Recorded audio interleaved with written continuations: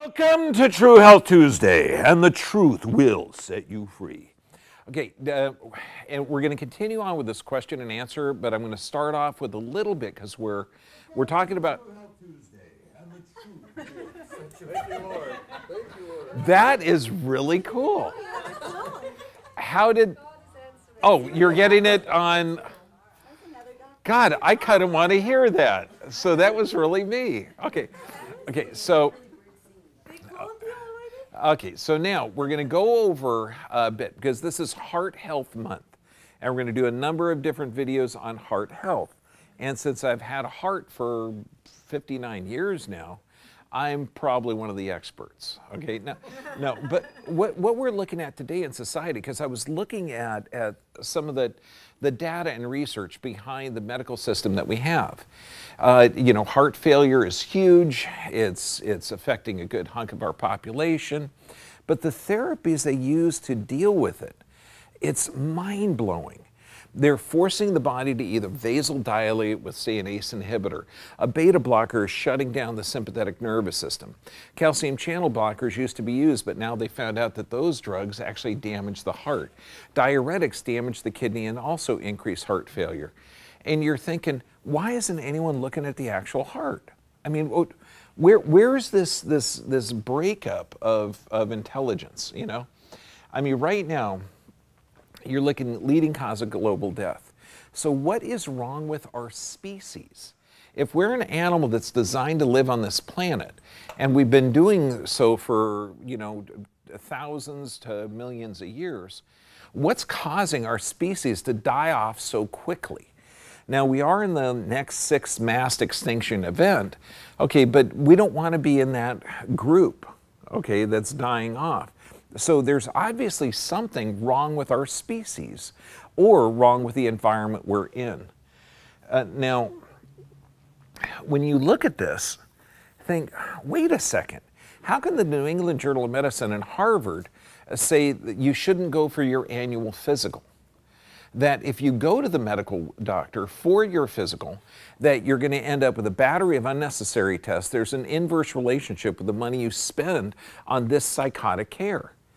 And I mean, if you could actually see some of the educational videos on what the medics do, the medical system do for congestive heart failure, it's the same thing. Well, we start off with an ACE inhibitor. Now, this is going to vasodilate. And I'm going, okay, so it opens up the blood vessels, thereby reducing the blood pressure. And in the psychoses, they're saying at beginning heart failure, congestive heart failure, they suggest exercise and diet. And they're still suggesting low salt. And even though salt doesn't help about 85 to 90% of the time, and good salt, it actually lowers blood pressure. But they're saying exercise for congestive heart failure. What does exercise do to blood pressure? Anybody? Anybody? Raises it? Yes, that's what I thought. Okay. I mean, I don't think exercise is sitting there with a TV controller. Boy, is my thumb tired. You know, so I'm guessing that they meant exercise is elevating your blood pressure. However, why are all the therapies designed to lower blood pressure? So exercise will help, okay, congestive heart failure, and help with the output of the heart and everything else. However, you're working the heart harder. And then the drugs that you're doing tax the heart. I mean, there's no correlate with what they're trying to do and what they're recommending. Do you understand? If exercise and dietary changes help, then why are you giving toxic chemicals that harm? Well, when we look at this, the entire system, is it based on intelligent design? That the body is given symptoms for a reason? Or is the entire system that the New England Journal of Medicine and Harvard says, for God's sake, don't go to your annual physical, that there's an inverse relationship? Could that mean that the symptom drug therapy that we have is wrong? Could that be that perhaps the medical system doesn't know what they're doing? You know, it's crazy. But what if that whole disease paradigm, okay, where symptom drug is bad? Would 50% of us have cancer? I mean, put any other type of animal species in this and we say, yeah, man, the beaver, half of them are going to get cancer. You know, we had raccoons on our dock, you know, and half of the raccoons in California are going to get cancer. Would you think, oh my God, there's something poisoning? But if I say half the people in California are going to get cancer, or half the people in America, you would think, well, yes, cancer is a devastating disease that happens to affect this species of animal. I mean, depressed, and it's not over 50%, it's 54% of our children have a chronic illness or disease. Now, this is the epitome this is the epochs, okay, of arrogance and ignorance, okay? Your body is self-healing and self-regulating, just like the raccoons, just like that dog back there. I mean, except unless the doctor thinks that your physiology isn't, okay, appropriate, then he's going to adjust it with a toxic chemical. And this is what we consider healthcare. What the actual authorities are saying, for God's sake, don't use this. This is stupid. But it's already in place, and we have a number of schools that are teaching that this is appropriate, that the doctor is smarter than your physiology. So most people will say, yes, 120/80 is a normal blood pressure. Now, let's just think at how stupid this is. Does this mean the 14-year-old girl who's 80 pounds and she's doing gymnastics should have the exact same blood pressure as a 350-pound sumo wrestler? I'm sorry, shake your head this way. It does mean that. Common sense says, come on, that's just stupid. But this is what the system is laid out as. Now, if you look at this, every few years a Joint National Committee meets and they guess, you know, they just, what heck do they do? You know, they don't have any real true data points. And when you're trying to lump everyone in together to a group of blood pressure, high blood pressure, low blood pressure, pre-hypertension, hypertension, you got to have some parameters. You can't treat everybody as individuals. That would be anarchy, okay? Because then you wouldn't have parameters for everyone. You could just have an algorithm. I got some really cool patients from England, and I just like these guys. He was pissed off because his doctor says, no. This is what's wrong with your wife. See, we have an algorithm here. And his wife is sitting right there, and he loves her. You know, algorithm. Yeah, I'll show you an algorithm. Okay, so when you look at this, it's stupid. It's a stupid system based on just rough categories. Now, the medical system has been taken over by the pharmaceutical industry decades ago, and the chiropractic industry is now being taken over and medicalized. That's why 86% of the schools are now teaching that drugs are good and beneficial. And I would be okay with that if drugs didn't second-guess physiology. Because in 1997, 120/80 was considered the norm for everyone. Then it went down to 115/75. That caused a huge amount of problems. Because remember, we're talking everybody. Then they raised it. What used to be high blood pressure is now normal. And you know that people aren't getting on the horn saying, oh, by the way, the parameters changed. But of course, we have a guy here from Australia. We've got two guys from Germany. We've got a gal from Hungary, a couple of people from England, and the blood pressure is different in all of your countries. So I don't know how it works. If you're here, should I give you drugs to conform to this? Do you understand? This is just insane. Now we look at this. The 5 main medications for heart to help your heart, okay, congestive heart failure. Calcium channel blockers aren't really being used because they cause a large amount of heart failure. I know, so altering the blood or the heart with calcium channel blockers tends to cause the heart to fail. Remember, if you're slowing down the heart, you're decreasing oxygen in the system. So could that be a contributing factor, the drug symptom therapy that we have? You know, you have a symptom, we give you a drug. Could that be why 1 in 2 of us have cancer? It could be. In Mr. Fit trial, they did everything to lower blood pressure to 140/90. However, the people that had the diuretics had a greater rate of mortality or death. And it turns out here that for every time, we're just taking blood pressure now. Every time you take a drug for blood pressure, your risk of stroke increases. Wait a second, I forgot. What was that one, the first recommendation they give if you have congestive heart failure? You're supposed to what? Exercise. What does exercise do to blood pressure? And so it turns out that if you exercise when you have congestive heart failure, where you have the beginning signs, that it's good for you. Okay, but this says that if you take a chemical to lower your blood pressure, it's bad for you. And in fact, you're as in much trouble by the time you're on 3 medications that achieve excellent control as you are when you have hypertension that is untreated, which is amazing. We want to raise the issue that despite great advances in pharmaceutical approach, relying solely on this approach is to come at a dear price of people's lives. This is, I just want to wake up the public to say the people in authority that you think really know what the hell they're doing don't really know what the hell they're doing. Okay, they haven't a clue. And when you look at these study after study, and they're saying, well, we start off with an ACE inhibitor that'll vasodilate, and if that doesn't work, then we go to the beta blocker, which actually blocks the sympathetic signal to the heart. And if that doesn't work, then we go for the diuretic. However, that can damage the heart. No one's talking about the stress.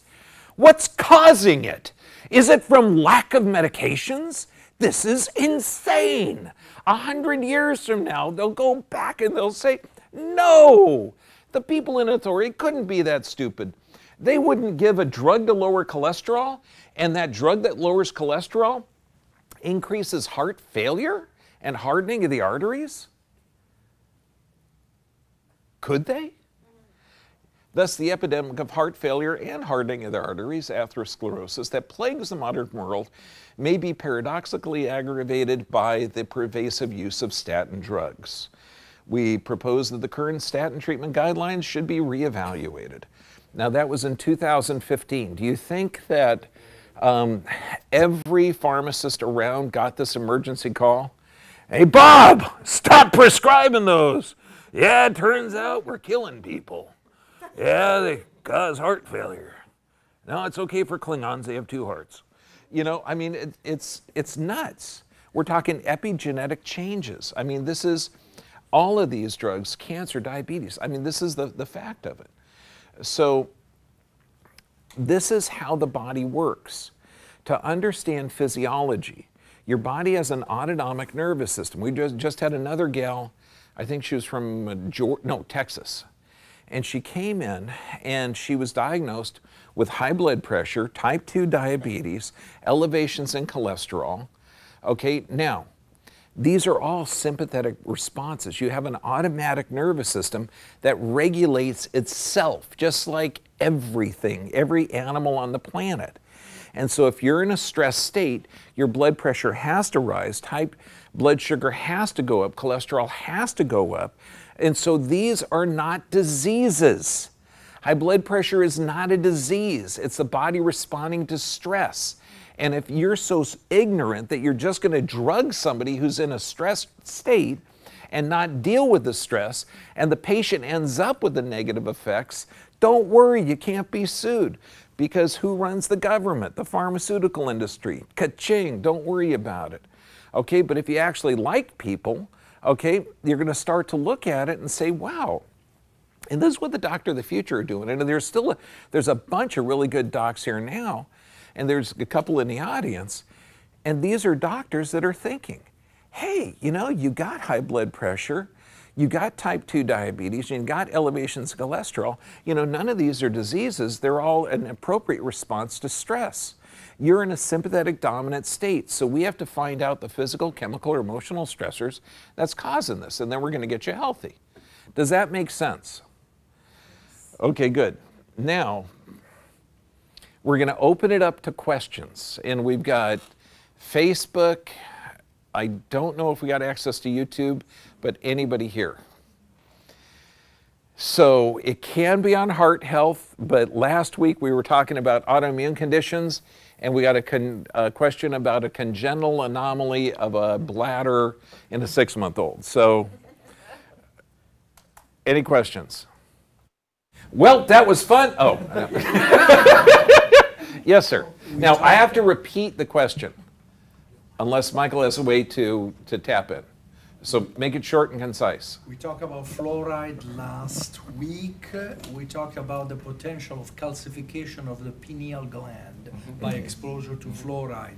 Now, what exactly is the purpose of the pineal gland and how much likely it is to get calcified by exposure to the water, the fluoride in the water? Okay, the pineal gland it's inside of the brain. And it's interesting because this is thought to be not ESP, but it's like our openness, okay, our psychic ability, our like sight before.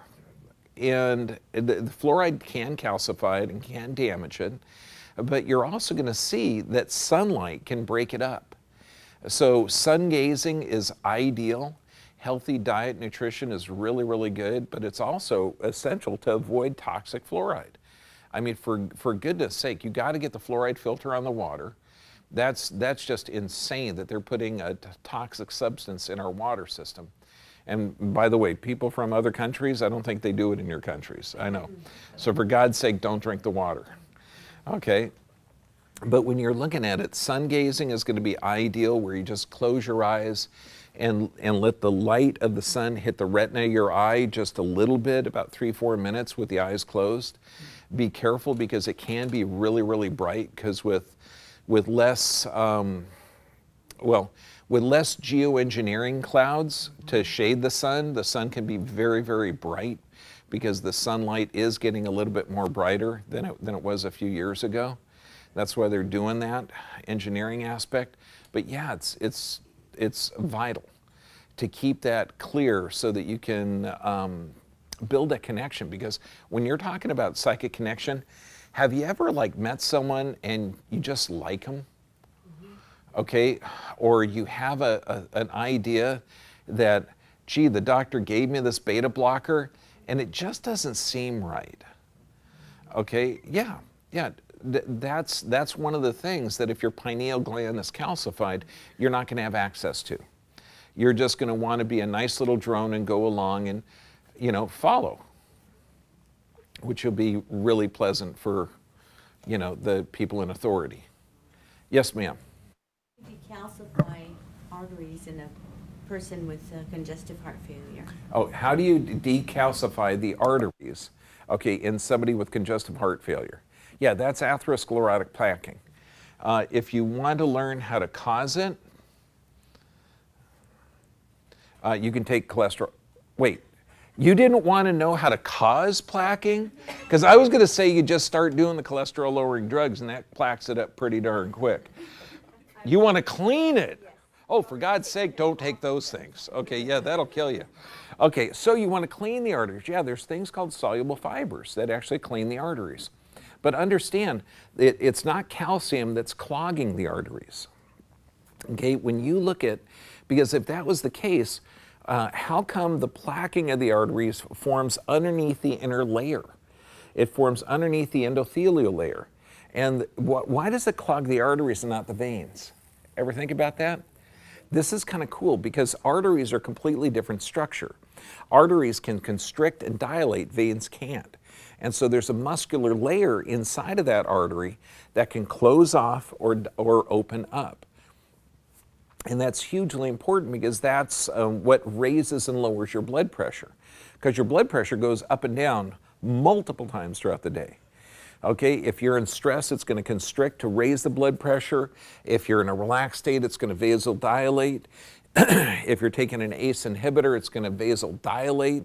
However, that's going to also lower oxygen and nutrients to the body. So that's why you can have some negative effects from the ACE inhibitors. Do you like the way I threw that in there? You know, we're talking about natural function, okay? So, because I want you to understand that there is no science to give you multiple drugs over multiple years and, you know, end up being sick. But now, it's not calcium that clogs the arteries. It's fibrin, cholesterol, and calcium. And that creates a protective coating underneath the inside layer. And so it's really the body protecting itself. So now you got to ask, well, wait a second. What caused the arterial damage in the first place? Because they're called vasovasorums, blood vessels that supply the blood vessels. They're little tiny things. And so oxidized particles like LDL. So this is going to be toxic fats. It's going to be things that damage tissue, okay, free radicals. I mean, all the toxic chemicals that can actually get in there and damage the arteries, then the body is going to go in there and lay down a protective coating because it needs those arteries protected. And think of it, if the arteries were clogged because they were small and you get this calcium or cholesterol flowing through the body, we'd be walking around with black fingers and toes. I mean, all the little arteries would be clogged. But that's not what you see. The larger arteries are clogged. So a radical diet change, organic plant-based soluble fibers, and that's what juicing does. It separates the heavy fibers from the soluble fibers. Check out ravediet.com. They had a doc from the Cleveland Clinic that had one artery that was 85% occluded, the other I think it was 90% occluded, and within 90 days, bam, clean as a whistle. Okay, because he stopped what caused it and cleaned his body. Ashley? Any questions?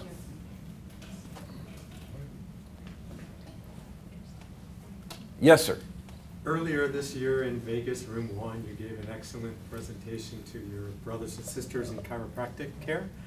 And you had mentioned that you were working on a corrective chiropractic system. I was Yes. just wondering how that's coming along. And do you have a way to measure how your message that was taken by your brothers and sisters is being passed along? Yeah, it's not up and running completely. We only got the first page, and this is just so I can get some of my PowerPoints out to the people that are going to the seminars to get them in. Eventually, it's going to be really neat. You type in what area you're in, and then the doctors will be listed. So if you do objective analysis, pre and post x-rays, you're just like really rocking it. I mean, like we just had this couple of guys from Australia come up, and within 2 weeks, we got one guy reverse curve. Now he's got a near normal curve in 2.5 weeks.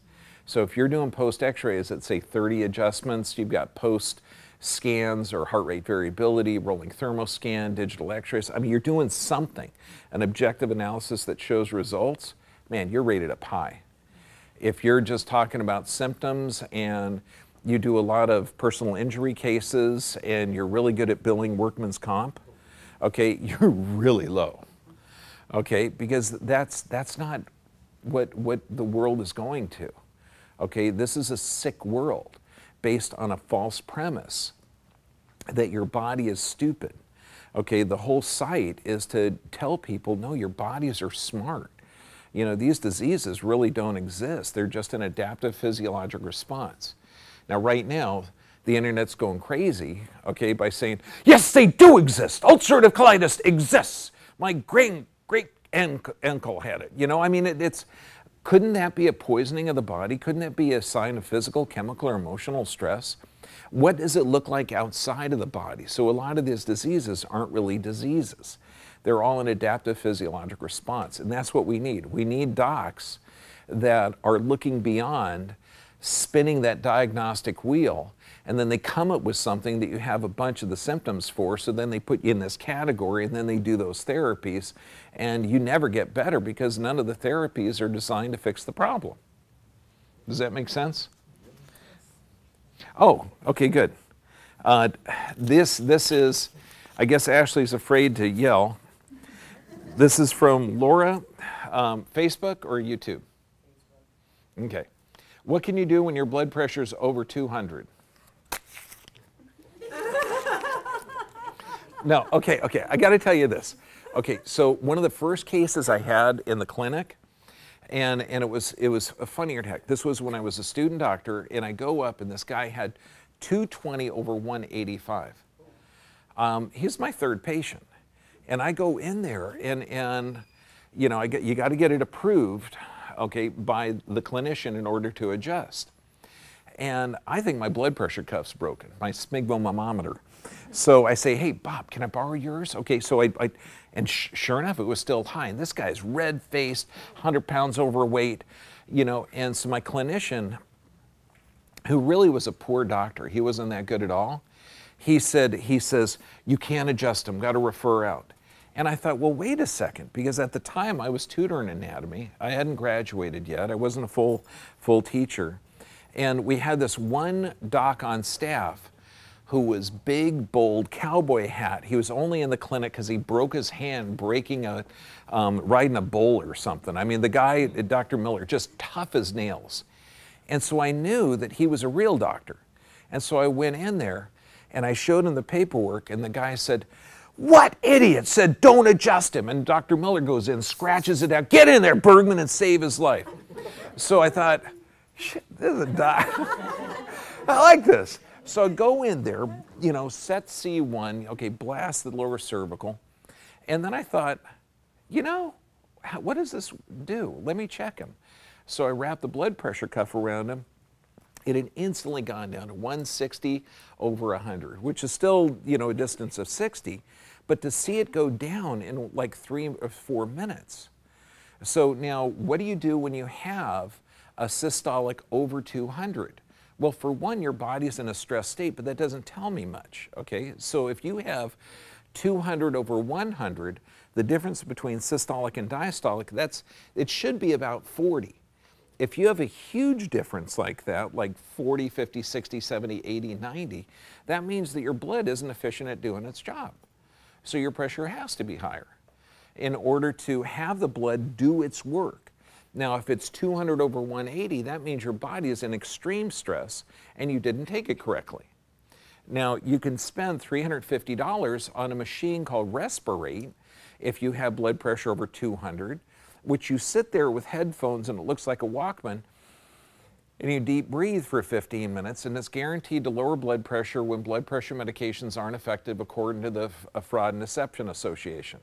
I'm sorry, for you people from Europe, we call it the FDA. I mean, Food and Drug Administration. It's close. You probably got something similar over there, okay? So you deep breathe for 15 minutes and it works. It lowers blood pressure.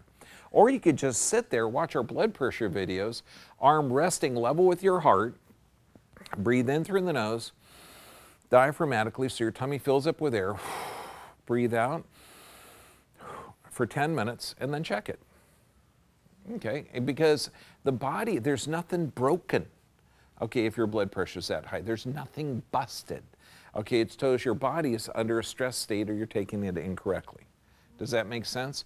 Or if you have a larger arm, okay, a regular cuff over a larger arm will give an incorrect reading if you have a really small arm and a big cuff. So the cuff size will make a difference, cold room, full bladder. I mean, all this stuff changes. Okay, does that make sense? So that I wouldn't even say that that's a big deal. Okay, any question from the audience? Yes, ma'am. What can you do to your eyesight? What can you do to better your eyesight? There's a lot. Okay, one, nutrition-wise is really good, but also when you look at nearsighted and farsighted, like if you were to remove the eye, okay, you get a lens up here, and that lens is going to focus the light. And if it focuses the light before the retina, you're called nearsighted. If it focuses the light after the retina, you're farsighted, which means you can see far, but you can't see close. Okay, so people are going to read a newspaper like this. If you're nearsighted, you can read it like here, but you can't see, you know, very far. So you can do exercises, and that's one of the things I like doing, is where you literally walk the clock. Okay, you go 12 o'clock, 6 o'clock, 1 o'clock, 7 o'clock, 2 o'clock, 8 o'clock. That's kind of weird to do, but your eyes get tired after a while. But what you're doing is that ball, you've got eye muscles all around it. You also have intrinsic muscles. If you look at things that are close and then you look at things far away, you're actually using those intrinsic muscles that are constricting when it's up close and vasodilating when it's distant, okay, or far away. So work all of those muscles and then look at nutrients like astaxanthin is really good, antioxidants are really good, juicing and blending, and you'll notice a difference. And realize that the more you use your eyes without glasses, the better they'll become. I did the exercises in the sun, but it didn't really help me. Yeah, the sun gazing where you're having intermittent looking bright up at the sun, that's kind of cool. I like looking at it with the eyes closed where you can actually see the light and go work it around the retina. You know, just feel like you had your picture taken afterwards. You know, just don't do it for a long period of time because that can damage it. You know, try it for, you know, a few seconds, but make sure those eyes are closed, because if you open up your eyes, and I think this is urban legend, but I'm learning how to use a sextant. And when you're using a sextant, you actually are looking at the sun and the horizon. And you know how you always see the stereotypical pirate with a patch over his eye? They say that that's because a lot of captains had their eyes burn out from looking at the sun. Maybe that's just like sextant lore, but so that's just a warning to please don't look at the sun directly. Hydration is huge. That's why nutrients, supplements, hydration, you know, and that's pretty much with everything. Don't eat toxic food. Okay. Anemia. Please shed some light on the best way to absorb it with a gastric bypass, from Jennifer. Okay. Okay, on a gastric bypass, okay, and this is when they're literally going around how your body absorbs nutrients. There's some that you just staple the stomach and that way you're losing the volume, but a lot of times they go right around the absorptive tract. There's nothing tougher. I mean, vitamin IVs are going to be good. Liquid whole food vitamins are going to be good. If you can reverse the procedure, that would be good, because it's just poisonous food that caused you to get in that state in the first place. And once you bypass the intestinal tract, you're losing the ability to absorb some nutrients. So anemia, you're talking low stomach acid. If somebody is in a state where they need to do gastric bypass, they've been poisoned. Okay, they've been in a calorie-rich, nutrition-poor environment. Their weight distribution is typically belly, seat, and thigh distribution, and that's cortisol-mediated or stress state. And also, too, what causes someone to eat like that? When you think about this, if you're in a stress state, you're in that sympathetic dominant state from physical, chemical, or emotional stress, you can't be in the trench all the time. You're going to go insane. So you're going to stimulate that parasympathetic. This is where addictive behaviors, food behaviors come in. Smoking is amazing because it helps with glutathione production, dopamine production. I mean, it's like pleasurable. If you ever see a kid, okay, with brain damage, okay, and I'm talking autistic, anxiety, stress, depressed, ADD, you know, I mean, all of the different labels that we could label kids who are in a stress state, ever see them eat mac and cheese? It's like a drug addict. It's like, oh God, you know, Mom, can we have pizza? You know, I mean, it's like, because the gluten and the caseins in there hit the opioid receptors. So when you're talking gastric bypass, think of something different. It's not just what happened on that surgery, it's this person's in a stress state. And eating stimulates that parasympathetic nervous system. This is why you get that oral fixation or eating or medications or you know, the cigarettes or anything to stick in that mouth to calm the body down. So aside from the gastric bypass, if you can't reverse it, because sometimes, I mean, they'll do just horrific, barbaric things to these people. Liquid vitamins, but look at the underlying stressor. Look at the physical, chemical, emotional stress. Get your nervous system checked, just like when we talk about the 5 things on the end of every health talk. Get your nervous system checked to make sure you're out of the sympathetic dominant state. Get exercise, half hour a day, walking or whatever your body can withstand. Nutrition, organic, plant-based, seasonal. I mean, just that's what we're designed for. Okay, and then you have to have sufficient rest. This means you're getting deep sleep every night. Does anybody think that anyone with a gastric bypass is sleeping through the night, waking up refreshed? No, because they didn't solve the underlying problem. And then prayer and meditation that literally changes the brain. Yes, ma'am. Friend that's got ADHD, and she's trying to not take medication for it, and I said I would ask, what can she do? Yeah, she has a friend that has ADHD. I got to repeat it because I got the only mic. Okay, that the friend was diagnosed with ADHD, and she doesn't want to take the medications. What can she do? Okay, she doesn't have it. Okay, has anyone ever heard one of the most popular medications, Adderall? Do you know that was a marketing ploy? ADD for all. That's what Adderall means.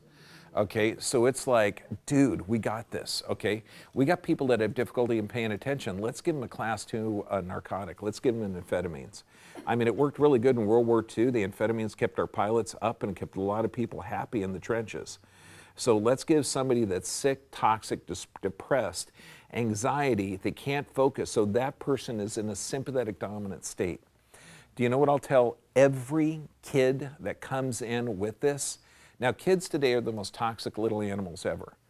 I mean, if you ask anyone that's been in childcare, healthcare, teaching over 20 years, are you going to say, you've seen the change? And you know what they'll do? Yeah. Because they know that the kids today are incredible. So let's look at this as an autonomic dysfunction. When a kid comes in and says, you know, the kids typically don't say anything. You see this poor little hurt, just angel sitting on the table looking down at the ground, and the parents are talking like he's not there. I'm supposed to talk like he's not there. And this little kid is like a being. He's a human. Oh yeah, Bobby has, you know, ADD, ADHD. You know, he can't pay attention in school, can't do anything else. And so you know what I do? I won't pay attention to the parents, and I'll look at the kid and I'll say, buddy, you don't have it. And he looks up like, what do you mean? Every other doctor has told me I got this disease. And I said, does anyone have to force you to play video games? And he sits up a little higher and he looks around. No. You know, sometimes they're too scared to say anything. I'll say, I'll bet you can play for hours without anyone yelling at you to play more. And he starts to get excited. Well, yeah, that's true. Okay, so you don't have an attention deficit. Okay, you have absolute great joy, genius focus to focus in on anything you want. So she does not have attention deficit. She is in a sympathetic dominant state from physical, chemical, or emotional stress. She is going to be omega-3 deficient. More than likely, she's going to have a leaky gut. A leaky gut is going to damage the frontal lobe, and the frontal lobe is most susceptible to leaky gut and autoimmune conditions. I don't want to say autoimmune conditions, but let's just say you bore holes in your gut, you have undigested proteins floating around in the bloodstream because your digestive tract is completely dysfunctional. That's going to cause the body to build antibodies to that, and those antibodies can negatively affect different parts of the body. They can affect the frontal lobe, which is involved in impulse control. This is why you'll see leaky guts and impulse control issues, bipolar disorder, schizophrenia, everything. So she is got frontal lobe impulse control issues, more than likely compounded by a leaky gut.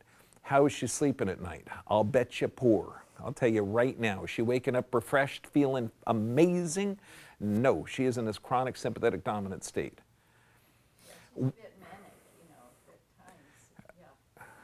Yeah, let's keep giving her more labels. She ain't manic either, okay? You know, after that little like dissertation that I just did, I want to do the what was it? Who was that? Ace Ventura. Yeah! Okay. Abnormal gut leading to frontal lobe dysfunction. Yes, that's it. They do have her on blood pressure medications. Okay, what's the sickest society the world's ever seen? This one. If she's in a sympathetic dominant state, does she have elevations in blood pressure? Yes. Does she have elevations in blood sugar? Yes. Healthy gastric motility or poor gastric motility? So she got one poop a day if she's lucky. Does she get up at night to pee? Yes. Does she have ADD? No. Okay, no. Okay, next question. And I promise I won't punch you. Yes.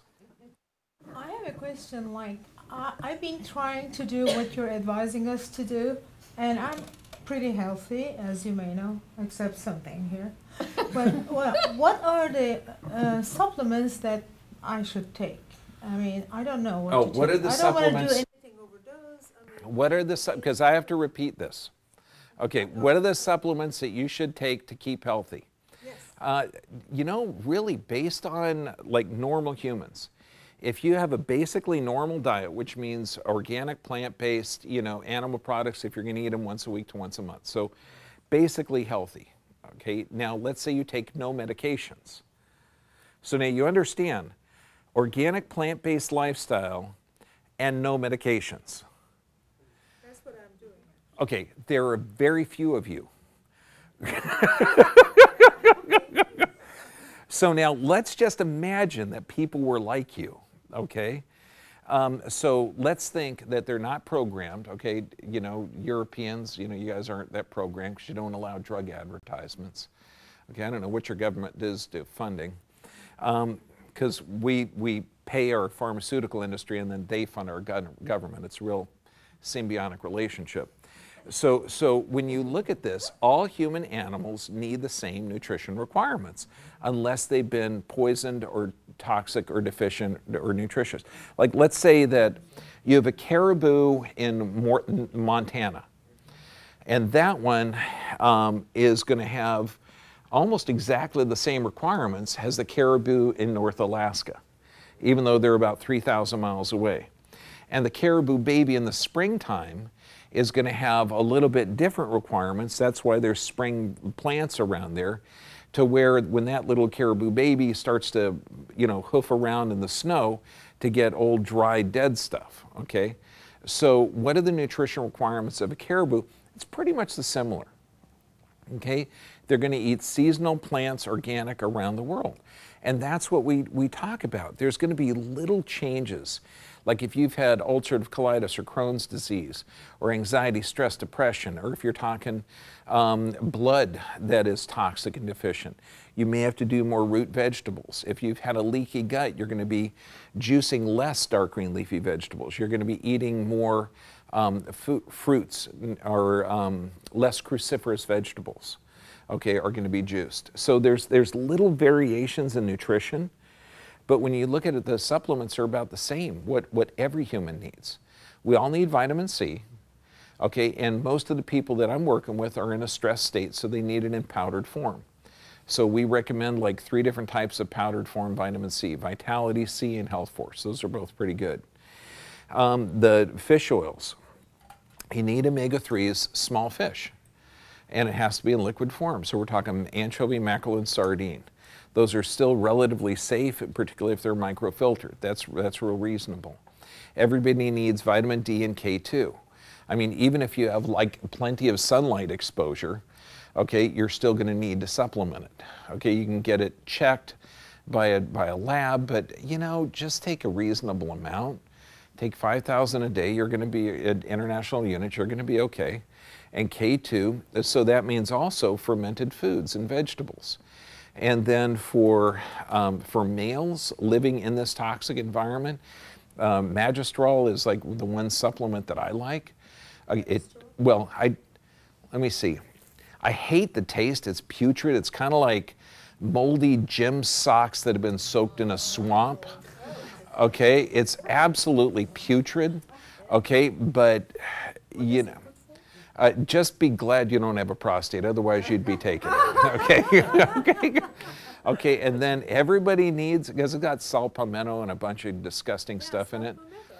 Yeah, and then you've got Lugos iodine, and then if you had certain infections, black seed oil. Yes, ma'am?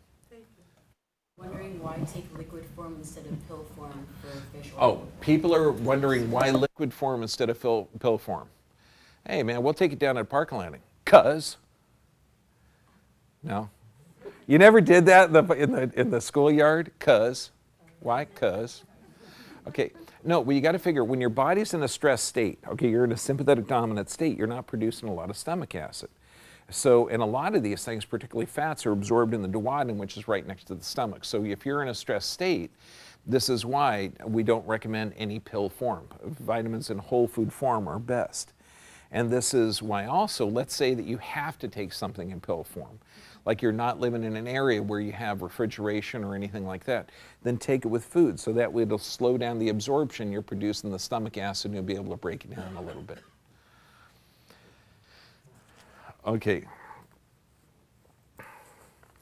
Why do I feel better after steroids? Every treatment? Jane. Because steroids, okay, steroids are really unique. Okay, they'll shrink swelling. You can do steroid injections, cortisone injections in joints, which feels really good. It destroys joint cartilage and guarantees that you're going to have joint replacements. Steroids taken orally actually weaken the immune system, but it shrinks swelling. Now that shrinks swelling because inflammation can be uncomfortable. However, inflammation is the body's repair process. So steroids typically slow down the repair process. Now you have a steroid that you make called cortisol, and that can help make the inflammatory process more efficient. It actually helps the body heal. So taking a synthetic that weakens your body's response to regenerating tissue, you're going to cause your body to not regenerate tissue. So this leads to abnormal tissue production. This is why on the steroids, people that are taking this stuff for decade after decade after decade, you're talking bowel disorders, cancers, brain damage, joint replacement, everything else. So why do you feel better after steroids? Because it's stopping your body's repair process. It's like think of this. The cure for the common cold is actually the common cold. Okay, the common cold, viruses, funguses, and bacteria don't cause sneezing, watery eyes, mucus production, or fever. Your body does that. Your body does this through an immune system response. So this is healthy. So coughing and sneezing and everything is a body's response. Anybody like having a cold? I mean, aside from staying home bundled up, warm movies and hot chocolate, okay? Those are all the perks. Okay, I'm talking about just feeling like dog duty and just not, every time you move your joint aches and you have no energy. Anybody like that? No. I know, I'm digging the movies and the hot chocolate too. Okay, that would be like, yeah, please, Mom, make me another cup. Okay, so when you look at this, it's you're wiping out the body's awareness of the processes going on. So you're comfortable when you take the steroids. It's like there's so many steroid creams that you can do to take care of a rash, but that weakens your body's immune system response. This is why you see the negative effects of steroids are devastating to the body, because these are toxic products that weaken the body's immune system response. So you feel better, but you're damaging your system in the long run. Does that make sense? Yes, sir. Can you give me a simple explanation for the sympathetic down of the state? Yes! Oh, I'm sorry. Can I give him a direct response on what a sympathetic dominant state is? So I yelled at him. Okay, any other demonstrations? Parasympathetic? Aw. No, you got to figure we need this in balance, okay? Not imbalance, we need it in balance, okay? And anytime one's up, the other's down. We're never neutral. So when you go from sitting to standing, if your joints creak or anything like that, man, that heart gets going and it's like, let's get this job done. That's sympathetic dominant. Okay, so without the sympathetic dominant, the fight or flight, you're not going to get stuff done. When your heart rate pumps, okay, you got a bunch of groceries and you got a big long line of stairs, then you got to get up, okay? Let's say you've got to lift a boat out of the water, okay, and your buddies are nowhere to be found. That's when you get that sympathetic state. However, sympathetic dominant, let's say you throw your back out or that boat falls and crushes your foot. Anybody? Or is it just me? Okay. Okay, so then you got this pain, okay, and that's going to cause that fight or flight system to be there. But remember, you got physical, chemical, and emotional stress. So you can have a death in the family, to lead you into the anxiety state, and then you're in a sympathetic dominant state. Let's say no one ever taught you that once you deal with a loss, that you're only left with love and gratitude. Let's say you were taught that guilt was really necessary, that you needed to put forth in a loss this guilt and effort and punish yourself so that you could make up for that loss of a family member. Okay? Have you ever heard of this? Absolutely. No, had a loss, and I'm going to keep being sad for it. Why? Because I was told that I had to pay for this. You know, I mean, it's psychosis. Instead of anyone that ever died or lost, they would launch you to feel love and gratitude. And if you've dealt with a loss like that effectively, you're left with love and gratitude. Okay, that's emotional stress. Chemical stress. What kind of chemical stresses do we have today? Is everybody drinking fresh, healthy, clear water?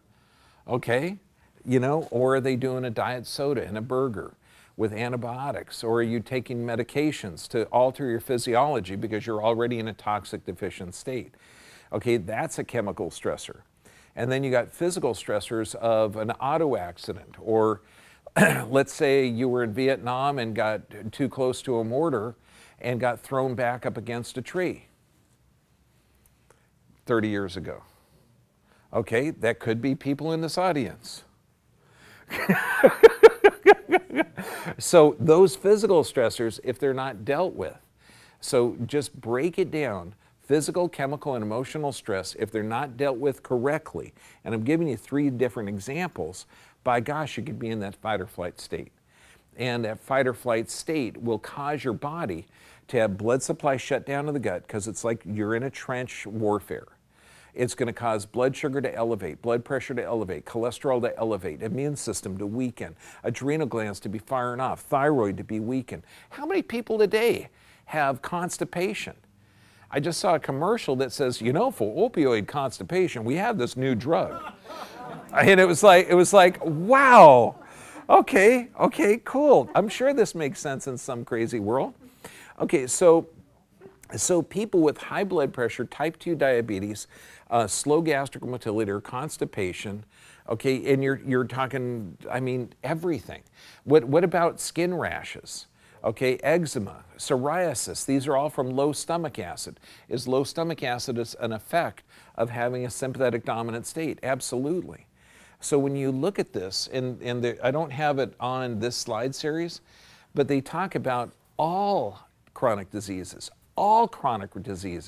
regardless of the etiology, have an autonomic imbalance. They say autonomic dysfunction, but they're still missing it. Okay, the body is responding correctly given its environment. Okay, and that's what a sympathetic dominant state is. You got to look for the physical, chemical, emotional state. Does that make sense? And then, what time is it? Okay, good. Right behind. Yes, ma'am. Yes, what would cause very, very high cholesterol and very low, the same person having very low blood pressure? What would cause high cholesterol and low blood pressure? That's called health. Well, you figure cholesterol levels, okay, in females over 50, okay, was normally 250 to 350. They arbitrarily got lowered because somebody decided that statin drugs were really good. Okay, I know, it's mental. And then you're also talking a 1,500% increase in cancer. So when you look at this, what's the function of cholesterol? Cholesterol is the precursor to every hormone you make, every glucocorticosteroid, mineralocorticosteroid, sex hormone. It's 50% of your overall weight of your brain. I mean, this is like one of the most valuable components ever. And in tissue repair or hormone production, cholesterol is going to be elevated. Okay, low blood pressure, I disagree. I think your blood pressure is appropriate based on your environment. Okay, how much pressure does it take to shut the blood supply off to your arm? Okay, that's what you're measuring. And then when you slowly release the pressure and you start to hear that turbulence, okay, and then that turbulence, again, we're measuring just the pressure it takes to compress your arm structures. Could that be why athletes and certain ethnic races typically have higher blood pressure because we're applying more pressure on their arm. Okay, does that make sense? And you're a girl, maybe it takes less pressure. Okay, or you know, you have a smaller frame body. They might be using a cuff that's too big, so they're getting an inaccurate read. Yes, ma'am. How do you help a sprain? Oh, okay, a sprain? Were you changing lanes? Oh. And, she's actually a trucker, so I mean, I'm sure, you know, yeah, whipping it out there. Hi!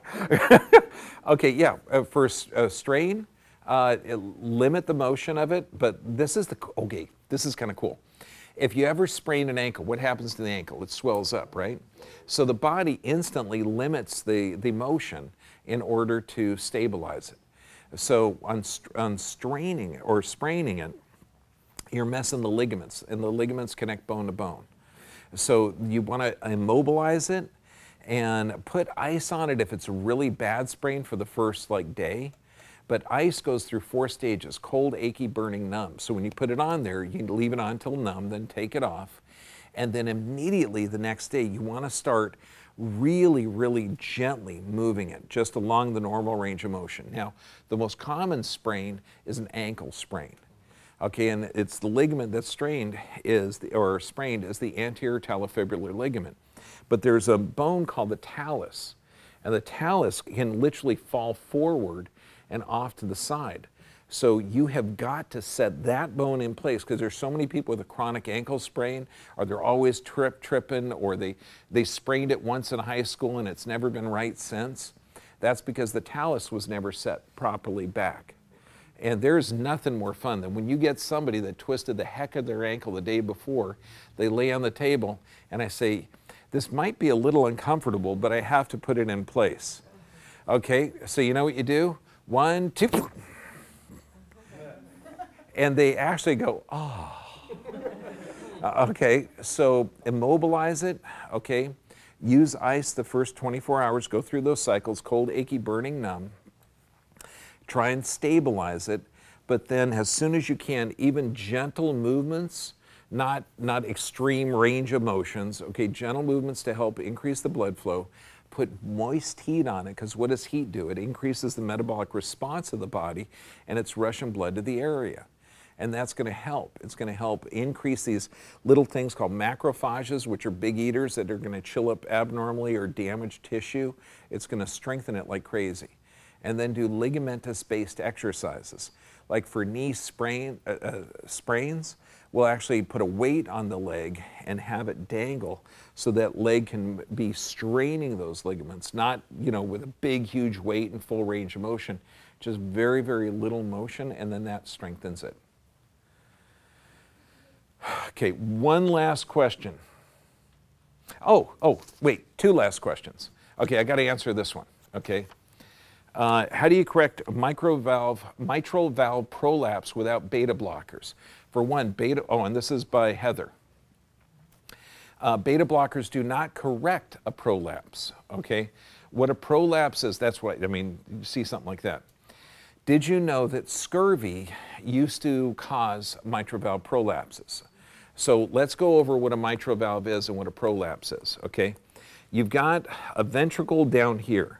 You've got an atrium up here, okay? And this, when the blood flows this way, it's like a parachute that opens up, and that's a part of the mitral valve. Now, there's ligaments that connect this valve to the wall, and so loose ligaments, okay, can cause a valve instead of, you know, and this is what you're hearing when you're hearing that lub-dub, you know, when your ear's on his chest and your chest is, okay. I know you're thinking, oh my God, I can hear your heart, dear. Okay, what you're actually hearing, you're hearing this valve slap together. Okay, and that's why you hear this lub-dub, lub-dub, lub-dub, lub-dub, lub-dub. Okay, except what a prolapse is lub-dub, lub-dub. So that means the ligament that attaches that mitral valve to the heart wall is loose, and nutrient deficiencies can cause that. So look at what's causing the nutrient deficiencies. Typically it's vitamin C or low mineral absorption, which is also, let me see, that autonomic nervous system, the sympathetic, parasympathetic, What's the one that decreases blood supply to the gut? Sympathetic. So we're talking high stress, long-term stress, low stomach acid, so low mineral absorption, low vitamin C intake are all going to cause that prolapse. But also the heart has two nerve supplies, sympathetic and parasympathetic, both just like the body does. Parasympathetic is coming from the upper neck, sympathetic is coming from the upper thoracic area.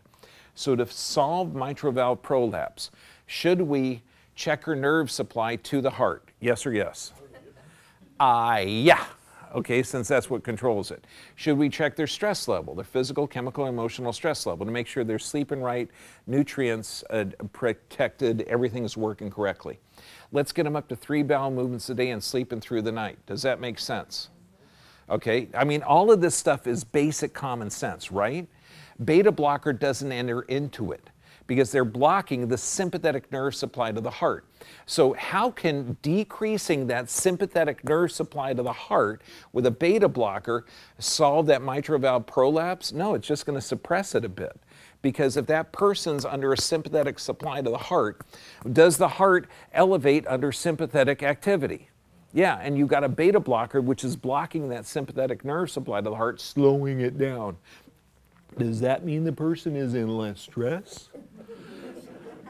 No, they're still stressed. It's just their body can't adapt because they're taking the beta blocker. See how crazy this world is? Yeah, so look at the physical, chemical, emotional stress. And then you'll be okay. Okay, and last question. Yes, ma'am.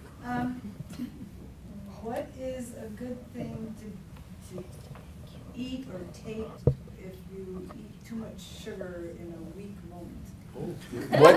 What is a good thing to eat or take when you've eaten too much sugar in a weak moment? That's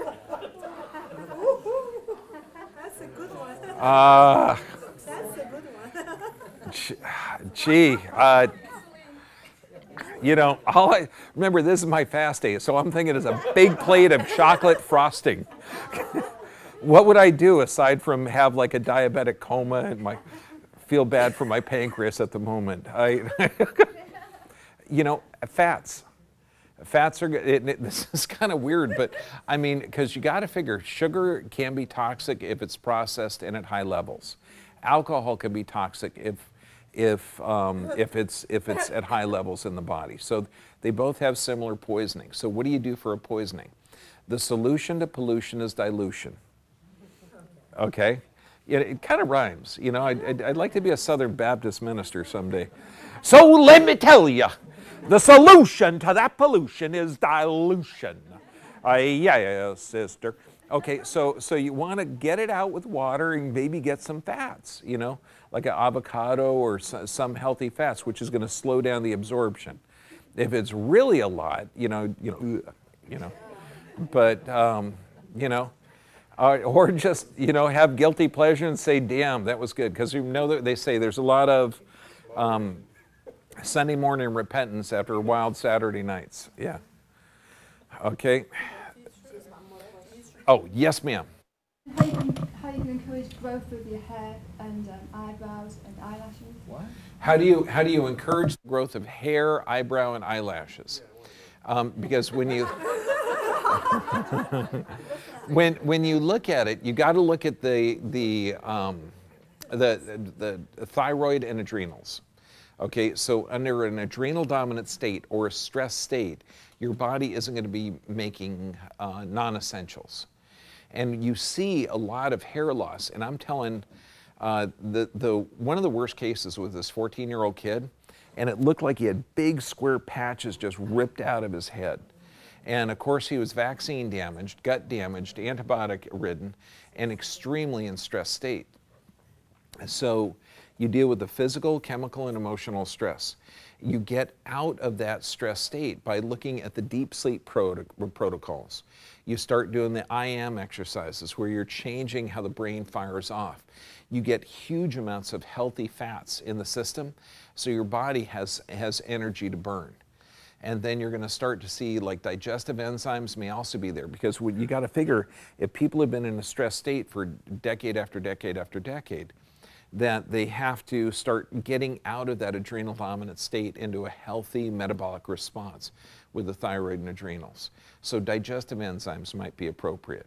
Building the gut flora, okay, with probiotics will also be a good avenue.